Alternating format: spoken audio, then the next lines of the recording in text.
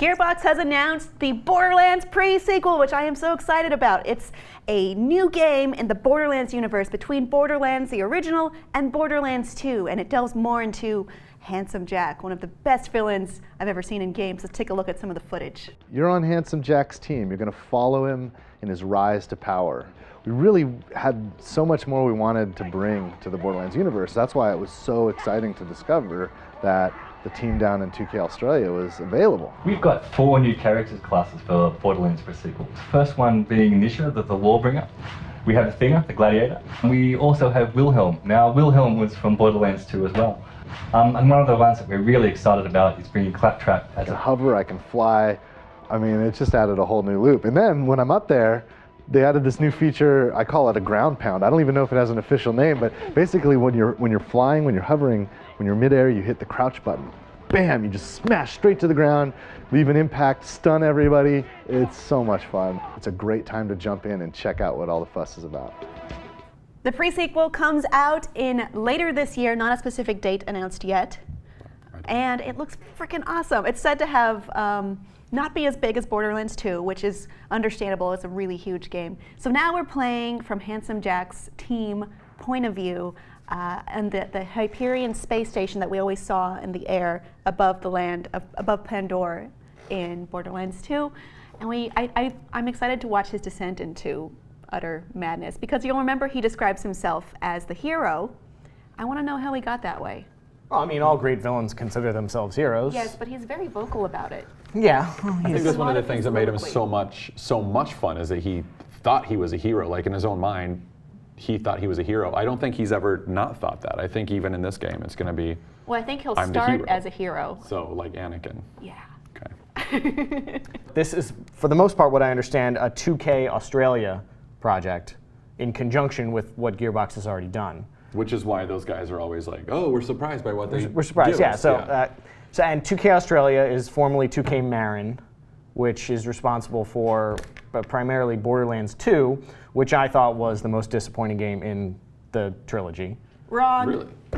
Okay, that's fine. Apparently I don't think that. I never played the first one, so I can't. I've only played the second one, so.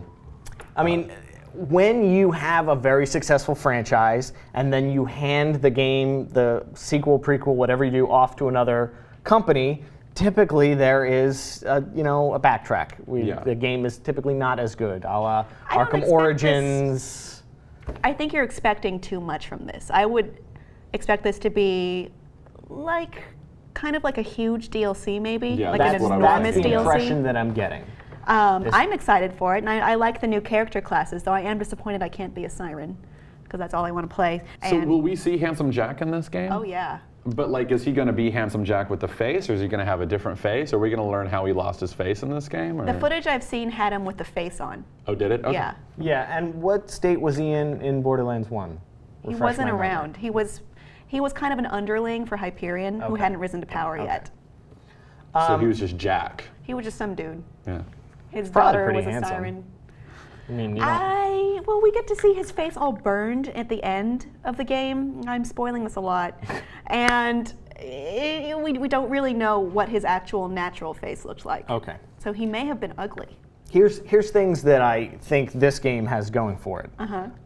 One is you see characters that appear in other games, so you'll get backstory to characters who didn't have backstory before. That'll be Which is interesting, cool. including there being playable characters. The other thing is that it is confirmed that Anthony Birch, the writer of Borderlands 2, is on board for this. Which is great. So great everything news. that was good about humor and compelling stories in Borderlands 2, in theory, will be present in this game. Yeah. Well, that's one of the things I love about it, is how irreverent it is and how they put so many cultural Easter eggs almost into just smaller missions.